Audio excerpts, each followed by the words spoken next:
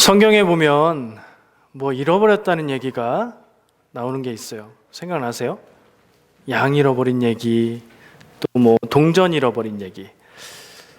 동전 잃어버린 한 여자 이야기가 나와요. 비유라고 하죠. 예수님이 사람들한테 중요한 얘기를 해주시려고 하는데 좀 알아듣기 쉽게 가슴에 확 와닿게 얘기를 해주시려고 이야기를 가지고 얘기를 하신 거예요. 긴장하실 필요가 없어요. 그 얘기 가지고 저는 엉뚱한 상상을 해봤어요. 그 여인은 그 동전을 왜 잃어버렸을까? 그 여인이 잃어버린 동전이요, 그냥 돈이 아니라 결혼 지참금으로 그 굉장히 큰 의미가 있고 중요한 10개가 있어야 되는데 그 중에 하나가 없어져 버리면 9개가 쓸모가 없게 되는 그런 거래요. 근데 그걸 잃어버렸대요. 왜 잃어버렸을까? 소중하고 중요한 걸 텐데. 이런 생각을 해봤어요. 왜 잃어버렸을까요? 훔쳐간 거하고 잃어버린 건 다르죠. 예, 그래요. 저는 그런 생각을 했어요. 제 경험에 비춰보니까 저는 뭘 잘 잃어버리냐면 요건 중요한 거야, 요거 잃어버리면 안 돼 하고 따로 잘 챙겨놓으면 따로 잘 챙겨놓은 것 같은 기억은 나는데 어디다 놨는지가 생각이 안 나요. 아이고, 그냥 그걸 찾느라고 집을 다 뒤지면 나중에 찾기 직전에 생각이 나요. 한참 며칠을 고민하다가. 그래서 찾을 때가 있는 것 같아요. 아마 이 여인도 아마 이거 굉장히 중요한 거니까 잘 챙겨놔야지. 하나가 떨어져 있는데 지금 바쁘니까, 원래 자리에다 갖다 놓긴 바쁘니까 잘 챙겨놓을까 그러고 놨는데, 그리고 그냥 기억이 안 나버린 것 같아요. 사람의 기억력이라는 게 꼭 중요한 게 기억이 안 날 때가 있고요. 어떤 거는 기억은 나는데 사실과 다르게 자기 마음대로 기억할 때도 있어요. 그래서 저는 저의 기억을 안 믿습니다. 웬만하면 저의 기억과 다른 사람의 얘기가 다르면 그 얘기가 맞겠거니 이렇게 생각을 하는 편이에요. 잃어버린 동전 이야기, 어떤 질문을 하는데 저처럼 성경 말씀에 예수님이 그런 얘기를 하고 계시는데 그 얘기를 들으면서 사람들이 그 여자가 그 동전을 왜 잃어버렸지? 이렇게 생각하기 시작하면서 공상의 나래를 피기 시작하면 예수님이 하시려는 얘기는 무슨 얘기인지 못 알아듣고 계속해서 예수님은 얘기하시지만 난 혼자 머릿속으로 동전을 왜 잃어버렸지? 칠칠 맞게 그거 중요하다고 그러면서 그렇게 가죠. 예. 오늘 질문에 대한 얘기를 좀 해보려고 해요.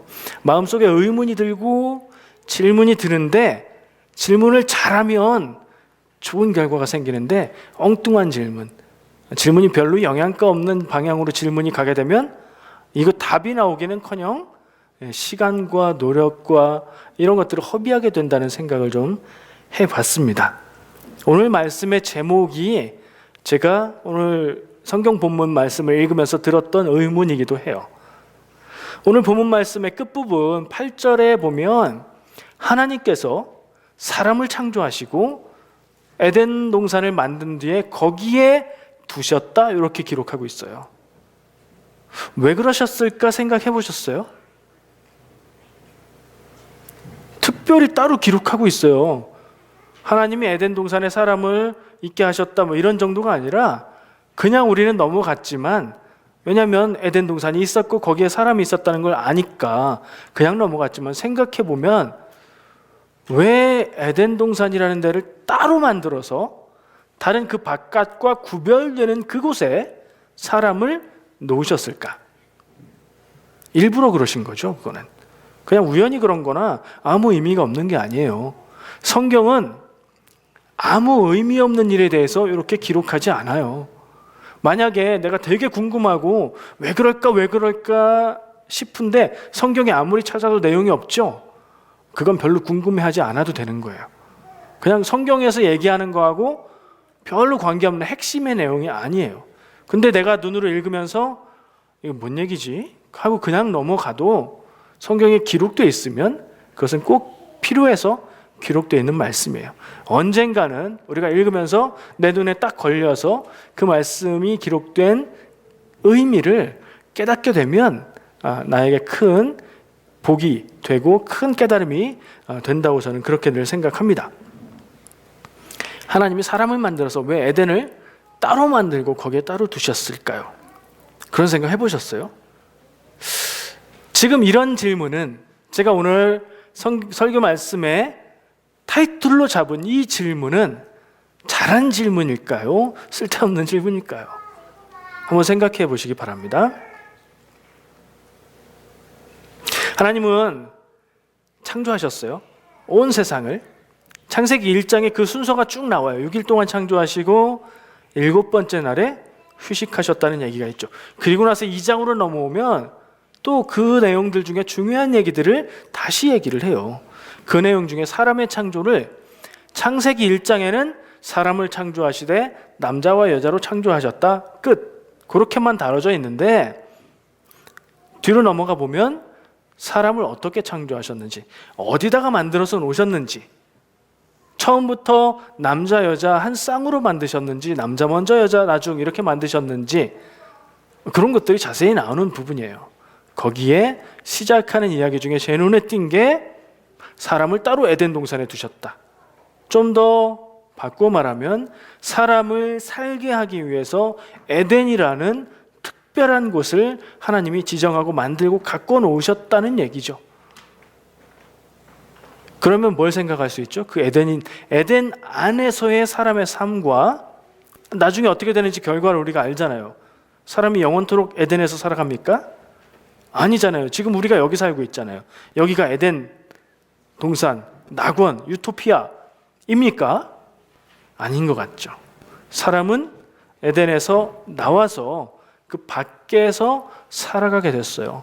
그러니까 에덴이라는 이 말은 에덴 안에서의 사람의 삶과 그 바깥에서 살아가야 하는 삶을 구분하는 말이에요.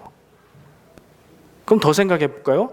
지금 우리는 에덴 밖에서, 낙원 밖에서, 낙원을 잃고 낙원 밖에서 살고 있죠. 늘 유쾌하고 즐겁고 감사한 일만 넘치는 그렇지 않은 때가 더 많은 세상에서 살고 있어요. 왜 그럴까 생각해 보면 이제 이 성경의 말씀이 기억나게 될 거고, 왜 나왔을까 그럼 이 생각을 하게 되죠. 자기 발로 나온 건 아니에요. 아담과 하와 이 두 사람이 에덴 동산을 나올 수밖에 없었던 이유가 뭐죠? 예, 맞아요. 여러분들 마음속에 생각하시는 그 사건 때문입니다. 하나님이 먹지 말라고 한 그 열매, 선과 악을 알게 하는 나무 열매를 따서 먹고, 아내가 먹고 남편에게도 주어서 남편도 먹고, 그리고 나서 즉시 쫓겨난 건 아니고 들켜서 하나님이 원래는 죽는다고 하셨는데 천사를 통해서 에덴을 떠나가게 하셨고, 천사가 지키게 하셔서 에덴에 다시 들어오지 못하게 하셨죠. 그 사건을 한마디로 말하면 불순종한 사건이고요. 하나님이 하지마 한 걸 했잖아요. 불순종의 사건이고, 한 글자로 말하면 죄지요, 죄. 사람이 하나님이 원래는 에덴에서 살게 거기에다 딱 놓으셨는데 그 밖으로 나와서 살게 된 근본적인 가장 중요한 핵심적인 이유를 한 글자로 말하라면 죄.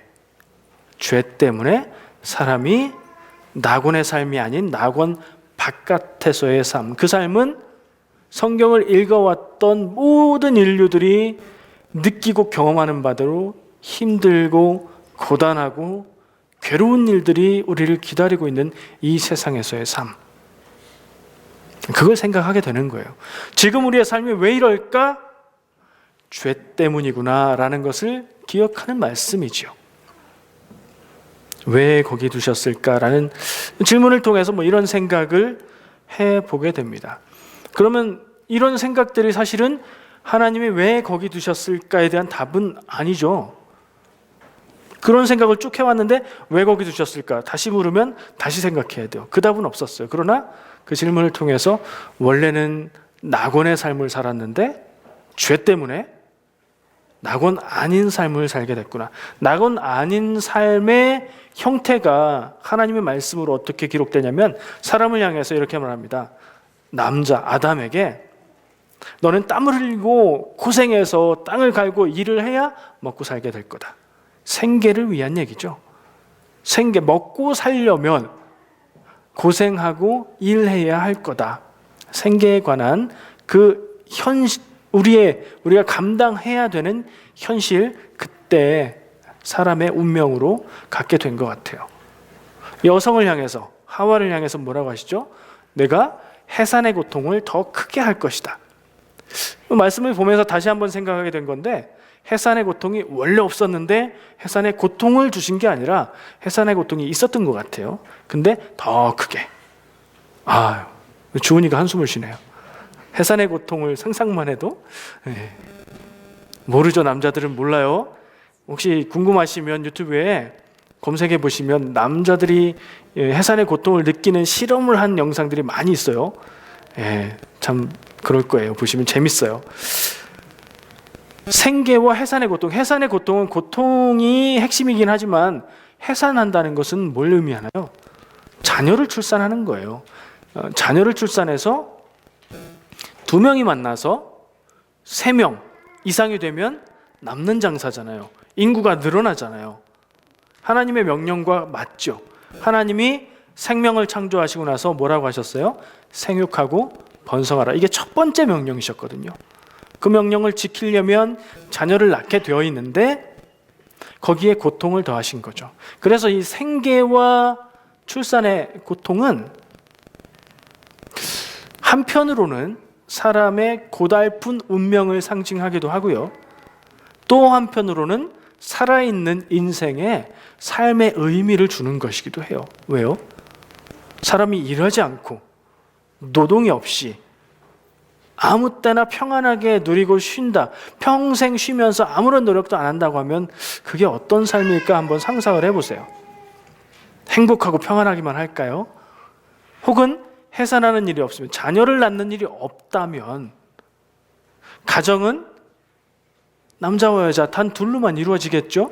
물론 다른 문화권, 다른 시대에는 더 많은 숫자가 이루어지기도 했어요, 혼인이. 근데 요즘 기준으로 보면 2명만 가족으로 그냥 끝나는 그런 일이죠. 그 삶이 재미가 있을까요? 김승국 집사님이 그걸 알까 모르겠는데, 결혼을 하면은 초반에는 좋고 재밌는데 그게 점점 또 상황이 달라지잖아요. 그럴 때쯤 하나님이 새 생명을 주시잖아요. 그럼 또 새로운 다른 신경을 쓰지 못할 바쁜 일이 다가오기도 하고, 아이를 양육하면서 또 기쁨을 얻기도 하고, 삶의 새로운 진실들을 바라보게 되기도 하죠. 그런 면에서 이 노동과 생계와 출산하는 가정이라는 것은 인간에게 주어진 고달픈 운명인과 동시에 삶의 의미와 기쁨을 주는 일이기도 하다는 생각을 해봅니다.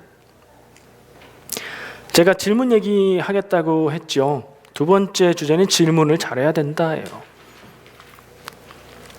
그런 얘기를 들었어요. 한국의 엄마들은 아이들이 학교 갔다 오면 아이들에게 관심을 좀 갖고 공부를 좀 잘하고 있나 확인하기 위해서 뭐라고 물어보죠? 오늘 뭐 배웠니? 우리 아들, 우리 딸 오늘 뭐 배웠니? 아빠도 마찬가지. 뭐 배웠니? 이렇게 물어본대요. 근데 유대인 엄마들은 다 생각나시죠? 오늘 무슨 질문했니? 이렇게 물어본대죠. 무슨 질문했니라고 말하는 것도 질문이고, 그리고 그 질문을 통해서 자녀가 질문을 했어야 되나? 나 질문 안 했는데 다음엔 질문해야지. 무슨 질문을 할까? 이런 여러 가지 생각을 하게 만드는 좋은 질문인 것 같아요. 그렇죠? 자녀를 양육하시는 부모님들 참고하세요. 질문을 잘하면 그 답을 통해서, 답을 얻는 과정에서 깊은 의미 있는 답을 찾을 수가 있어요. 근데 똑같은 문제를 놓고도 질문을 엉뚱하게 하면 답을 얻는 게 아니라 공상만 하다가 끝날 수 있어요. 수학 문제를 푸는데 그런 문제 있잖아요. 상황을 설명해주고 그것을 식을 세워서 그 식을 풀어서 답을 내게 만드는 그런 문제 있죠. 질문을 잘못 만들면, 식을 잘못 만들면 답이 틀려요. 근데 질문을 정확하게 잘 만들면 그것을 통해서 정확한 답을 얻을 수 있게 되죠. 우리의 삶에서도 똑같습니다. 내 마음에 의문이 들고 궁금한 일들이 생기고 질문하고 싶은 일들이 생기는데 그 의문점을 정확하게 핵심을 딱 집어서 잘 물으면 삶의 진실을 찾을 수 있는 좋은 질문이 될 수 있는데, 엉뚱하게 질문을 하면 이건 그냥 의미 없는 질문으로 끝나버리게 될 수 있어요. 오늘 말씀 제목으로 제가 삼은 왜 거기 두셨을까라는 이 제목도 거기에 두신 이유인데, 사람을 창조하셔서 아담을 에덴 동산에 하나님이 놔두신 이유를 묻는 질문이에요. 그거를 질문하는 것은 좋은 질문일까요? 엉뚱한 쓸데없는 질문일까요? 또 다른 생각을 좀 예를 들어봤어요. 여러분들도 이런 궁금증이 사실 있으실 거예요. 그리고 교회 안 다니는 사람들이 전도하면 묻는 질문이기도 해요. 왜 하나님은 선악과 같은 걸 만드셔서 그걸 따먹고 죄를 짓게 만드셨대요? 와, 하나님 치사합니다. 뭐 이런 얘기를 해요. 뭐 그런 생각 들 수 있죠. 왜 그러셨을까요? 모르겠어요. 그걸 우리가 물을 수 있을까요? 하나님이 하신 일에 대해서 의문을 갖고 있을 수 있지만, 물어보면 하나님이 욥에게 대답하신 것처럼 내가 천지를 창조할 때 너는 뭐 했니? 이런 말씀하실 거예요. 우리가 그걸 물을 수는 없는 존재예요. 근데 그렇게 묻는 질문을 가지고도 지혜롭게 답해서 그 질문의 의미가 뭘까?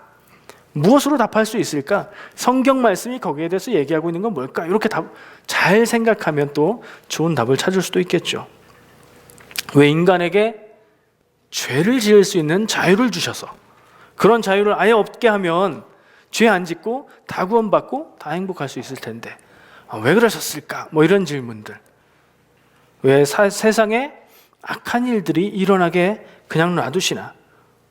이거는 꼭 여러분들 생각해 보셨을 것 같아요. 왜 나한테 이런 어려움을 주십니까, 하나님? 어려운 일을 만날 때마다 왜 나에게 이런 일을? 그런 마음의 의문들 드시죠? 근데 이미 일이 일어났는데 그 다음에 왜 이런 어려움을 주십니까? 생각하면 그게 도움이 될까요? 이 일을 어떻게 풀어야 될까요? 이 일이 나에게 무슨 의미가 있습니까? 나는 어떻게 해야 되죠? 이렇게 질문을 해야 좀 생산성 있고 효율 있는 좋은 답이 나오는 질문이 되지 않나 생각을 합니다. 제가 예를 든 질문들은 사실은 세상 쉽게 살려는 질문일 수 있어요. 쉽게 갈 수 있는데 왜 이렇게 어렵게 만듭니까? 라는 생각을 표현하는 것이라고 저는 생각합니다.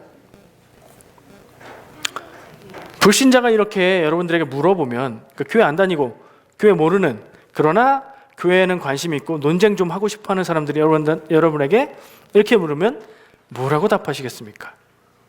이런 질문들을 하면 대답하실 답이 있으십니까? 성경 말씀 우리에게 그 답을 준비하라고 권면을 하고 있어요. 근데 사실은 우리도 궁금하거든요. 그죠? 우리도 잘 몰라서, 때로 우리도 하나님이 왜 그러셨는지 답답해서 우리도 궁금하거든요. 같이 생각해 봐야 되는데, 하여튼 잘 생각하면서 좋은 답을 찾아야 되는 게 중요한 것 같아요. 안 믿는 사람들은 그런 질문을 할 수 있는데, 그럼 믿는 사람이, 교회 다니는 사람이 그런 질문을 마음에 품고 얘기하면 창피할 것 같아서 말은 못하고 살고 있다면 어떡하죠? 잘못된 건가요?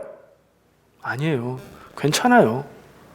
궁금한 것은 누구에나 생기는 것이고, 그 궁금증을, 의문을 풀기 위해서 무엇을 열심히 찾아가느냐, 아니면 그냥 신앙에 대한 궁금증으로만 놔두고 그런 생각이 날 때마다 그걸 묻고 허공에 묻고 답을 찾지는 않고 그냥 두느냐, 차이가 큰 차이를 만들 수 있다는 생각을 또 해봅니다.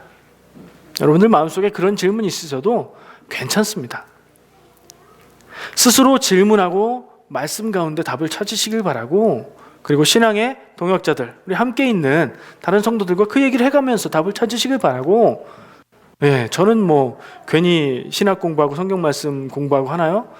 저에게 와서 같이 질문을 해주시면 저도 그 질문에 대해서 생각하면서 좋은 하나님의 말씀을 더 깨닫게 될 거고, 그렇게 될 수 있을 것 같아요. 질문을 잘하면 좋은 답을 얻고요, 질문을 잘못하면 낭비가 됩니다. 예수님도 질문을 자주 하셨어요. 성경 말씀에 예수님이 행하신 일들, 예수님의 행적, 예수님이 이 땅에서 살아가시면서 하신 일들 어디에 기록되어 있죠? 복음서에 기록되어 있어요. 4권의 복음서가 있어요. 복음서들을 살펴보면 예수님이 제자들을 가르치기 위해서, 그리고 사람들에게 진리의 말씀을 전하기 위해서 사용했던 대표적인 방법이 두 가지가 있어요. 하나는 비유로 얘기하신 거예요.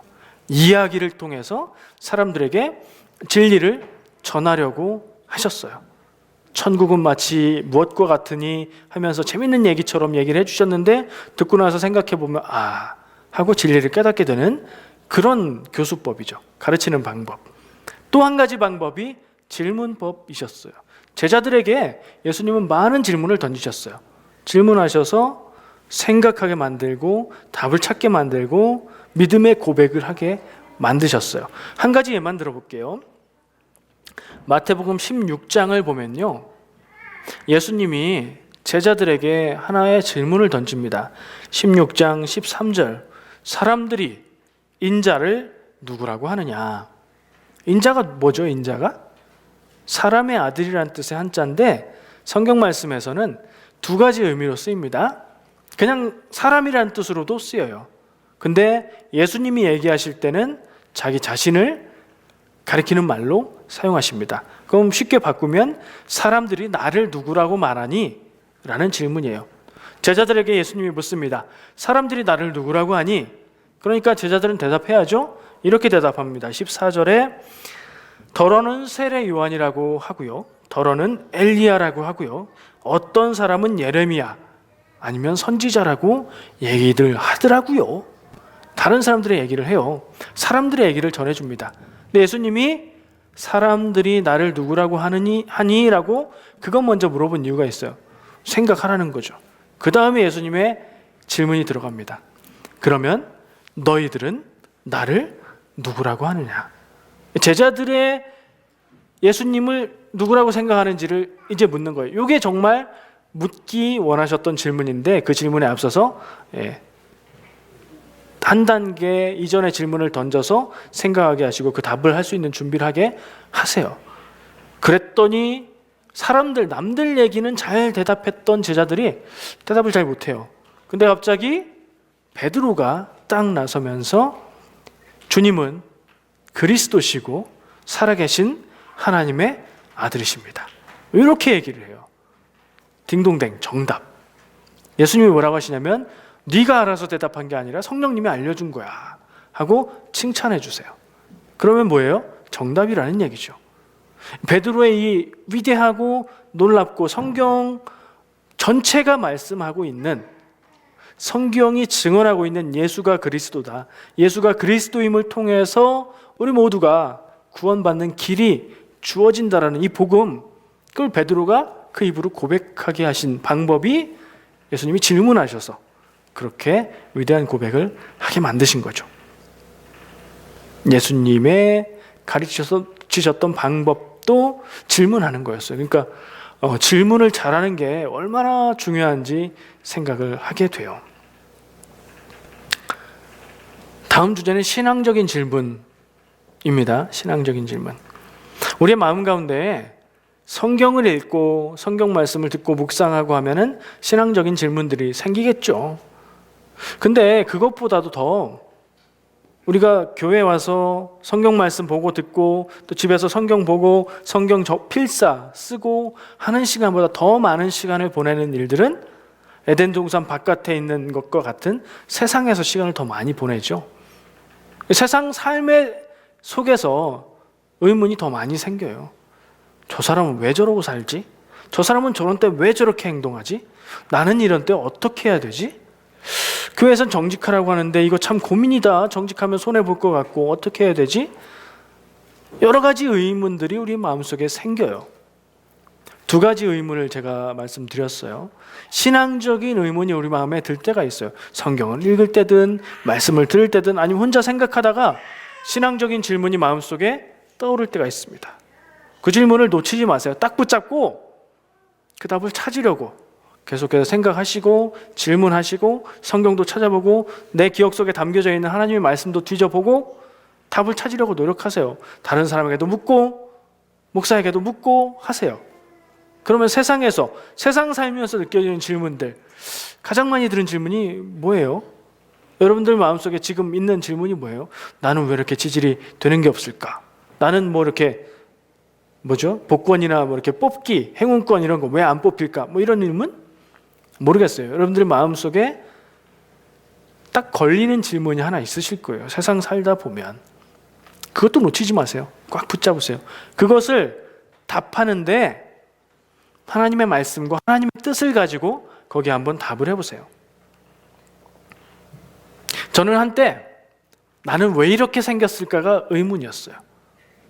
거울을 보면 지금은 거울을 보면서 굉장히 감사하고 만족하고 뭐 사랑스럽다 생각하고 뭐 여러 가지 행동을 합니다만 사춘기 때는 거울을 보면서 야, 너는 키가 좀 작다. 더 컸으면 좋겠고 얼굴도 여기저기 좀 마음에 안 들고 몸매도 좀 여러 가지 생각을 했어요.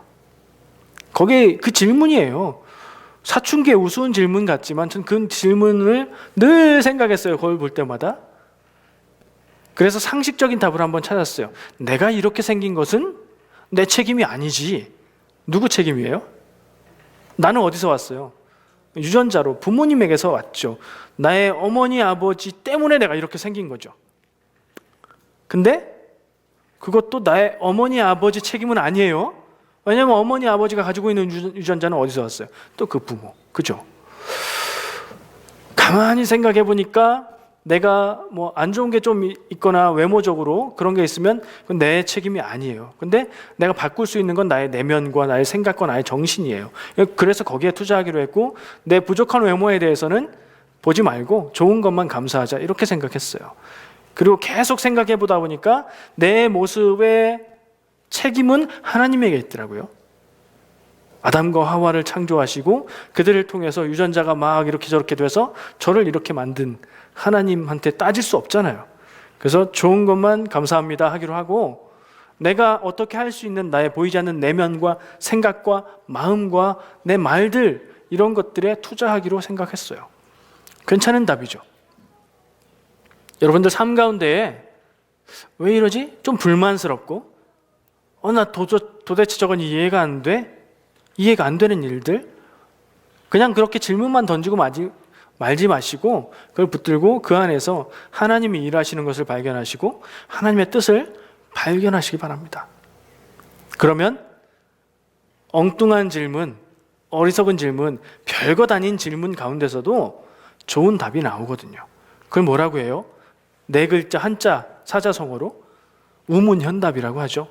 멍청한 질문에 아주 똑똑한 답을 할 수 있잖아요.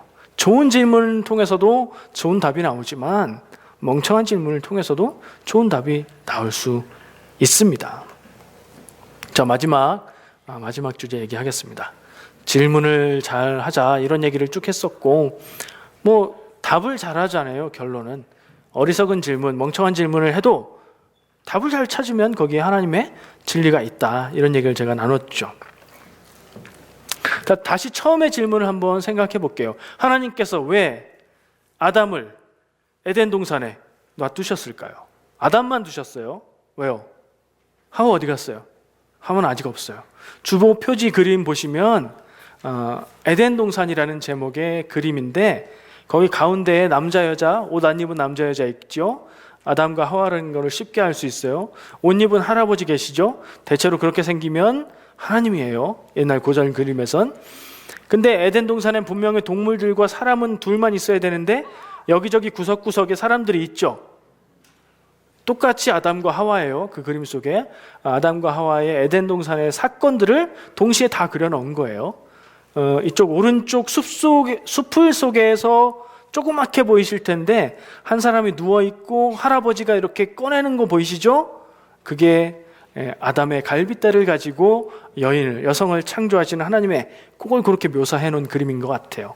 보니까 그 옆에 보면 옷 벗은 사람들이 좀 숨어 있고 하늘에 구름 같은 게 있고 거기 얼굴이 보여요. 그건 거의 안 보이실 거예요. 크게 하면 보이는데 아담과 하와가 선과 악을 알게 하는 나무 열매를 따서 먹고 죄 지은 것을 알고 자기들이 벗었다는 것을 깨닫고 부끄러워서 뭐 했죠?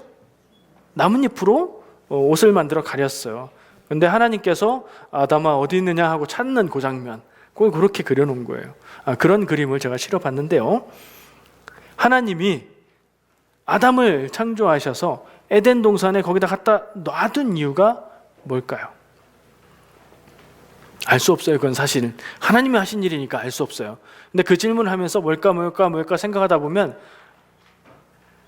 거기에 있지 않고 나왔다는 사실을 기억하게 되는 거예요.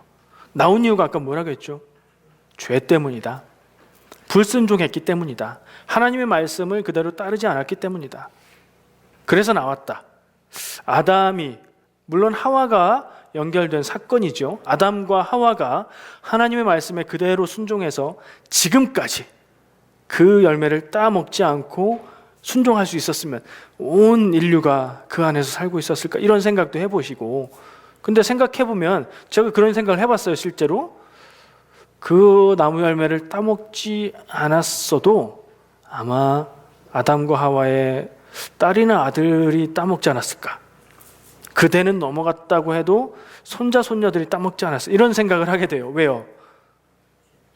사람 가운데 있는 죄의 속성, 내 모습을 돌아보면 하지 말라는 거 하고 싶고 하면 안 되는 게 자꾸 궁금하고, 그런 생각을 해보면 분명히 나왔을 거다, 쫓겨났을 거다, 이런 생각을 하게 돼요. 자, 나와서 세상에서 고달프고 힘들게 살아가는 삶, 그 이유는 죄. 그러면 더 생각해 본 거예요. 저는 우리가 이 세상에서 살아가고 있는 삶이지만, 고생하고 힘들 수밖에 없는 삶이지만, 죄 안 지으면, 우리의 삶 가운데 있는 죄를 제거해 버릴 수 있다면, 하나님 앞에 늘 하나님과 동행하면서 죄와 멀어지는 삶을 살고 하나님과 가까워지는 삶을 살 수 있다면, 그 삶이 에덴 안에서 살아가는 천국의 삶, 낙원의 삶이지 않을까 하는 생각도 해봤어요. 우리는 분명히 에덴에서 나온 신락원한 그 후예들입니다.